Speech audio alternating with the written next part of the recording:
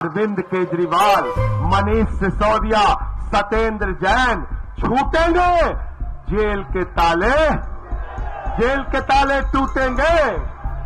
इतने सारे भ्रष्टाचारियों को अपनी पार्टी में शामिल करने वाली पार्टी को हिंदुस्तान की भ्रष्ट पार्टी कहा जाएगा कि नहीं कहा जाएगा?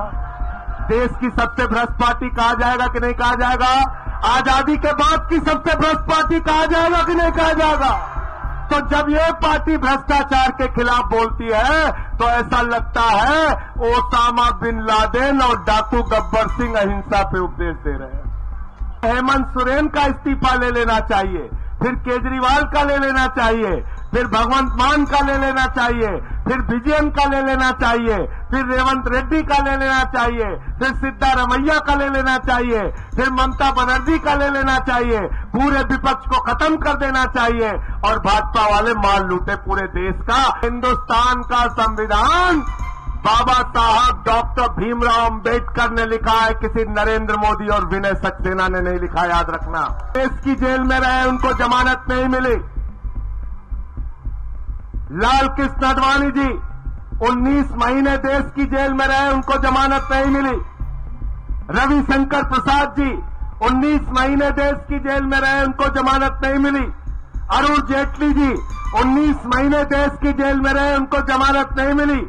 अमित शाह जी 3 महीने जेल में रहे और 2 साल गुजरात के बाहर रहे।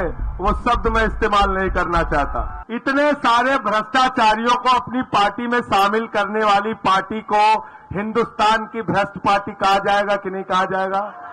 देश की सबसे भ्रष्ट पार्टी कहा जाएगा कि नहीं कहा जाएगा? आजादी के बाद की सबसे भ्रष्ट पार्टी कहा जाएगा कि नहीं कहा जाएगा? तो जब ये पार्टी भ्रष्टाचार के खिलाफ बोलती है तो ऐसा लगता है ओसामा बिन लादेन और डाकू गब्बर सिंह अहिंसा पे उपदेश दे रहे हैं। गलत तो नहीं कहा, गलत तो नहीं कहा।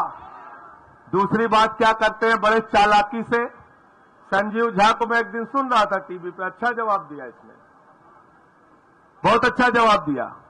कहते हैं नैतिकता के आधार पर आप लोगों को तुरंत इस्तीफा दे देना चाहिए।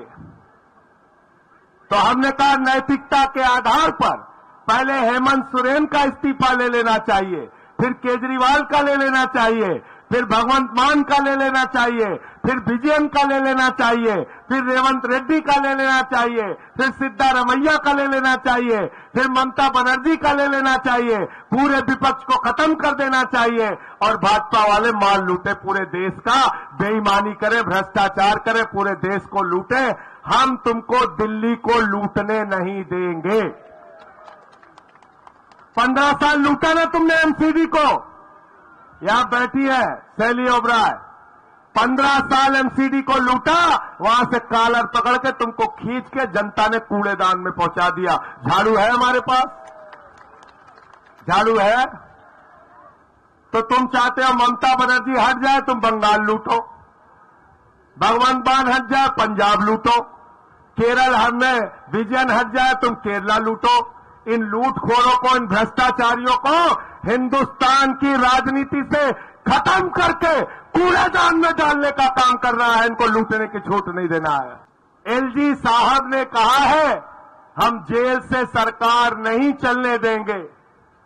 तो मैंने कहा हिंदुस्तान का संविधान बाबा साहब डॉक्टर भीमराव अंबेडकर ने लिखा है, किसी नरेंद्र मोदी और विनय सक्सेना ने नहीं लिखा, याद रखना।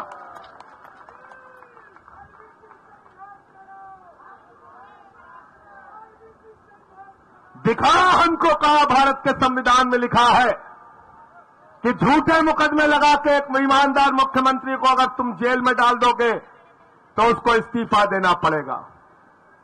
आज मैं तुमको बताता हूं कहानी, ध्यान से सुनना। क्या कहते हैं, आपके नेता 1 साल से जेल में है, उनको जमानत नहीं मिल रही।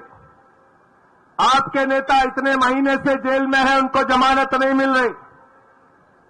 तो आज के बाद जब टीवी पे हमारा प्रवक्ता जाए, भाजपा के बीच में जाए, तो उनसे पूछना अटल बिहारी वाजपेयी जी 19 महीने देश की जेल में रहे, उनको जमानत नहीं मिली। लाल कृष्ण आडवाणी जी 19 महीने देश की जेल में रहे, उनको जमानत नहीं मिली। रविशंकर प्रसाद जी 19 महीने देश की जेल में रहे, उनको जमानत नहीं मिली। अरुण जेटली जी 19 महीने देश की जेल में रहे, उनको जमानत नहीं मिली। अमित शाह जी 3 महीने जेल में रहे और 2 साल गुजरात के बाहर रहे।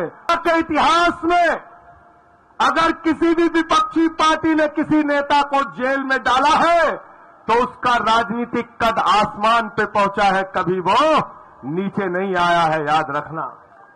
राष्ट्रपति और राज्यपाल को छोड़कर देश के प्रधानमंत्री को भी छूट नहीं है भैया।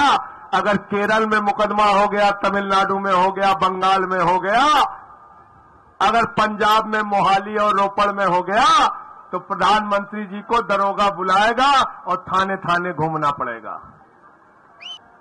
और इस बड़ी लड़ाई के अंदर एक महाभ्रष्ट पार्टी भारतीय जनता पार्टी आपके सामने है।